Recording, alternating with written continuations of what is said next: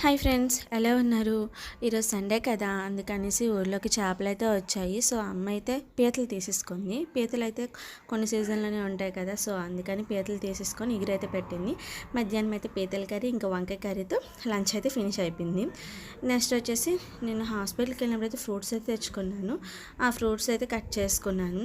ఇవి తినడం అంటే ఒలుచుకోవడం కొంచెం కష్టం, తినడం మాత్రం చిటికలా అయిపోతుంది.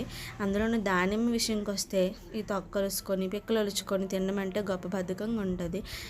తినమని చెప్తారు ప్రెగ్నెన్సీలో, కానీ ఎవరు ఒలిచేసేవారు. అలా ఒలిచేసి ఇవ్వచ్చు కదా, చక్కగా కూర్చొని తిని పెడతాం. ఫస్ట్లో అయితే దానిమ్మ అయితే నీటి కట్ చేసుకొని వచ్చేది కాదు, కానీ ఇప్పుడు నేను కట్ చేయడం కొంచెం నేర్చుకున్నానండి. ఇందాక చూపించింది అయితే షాప్లోనే కట్ చేసి మామూలు చూపించారు, అంటే బాగుంటాయి అమ్మ అని అనేసి, మచ్చల్లాగా ఉన్న కుళ్ళినట్టు కాదు అని. నేనైతే అలానే కట్ చేసేసుకొని నీట్గా వలిచేసుకొని తినేసాను. ఇలా తిన్నాక మాత్రం పిడికిడేసి అయితే తినేయచ్చు కదా. వీడియో నచ్చితే please subscribe. Bye guys, thanks for watching.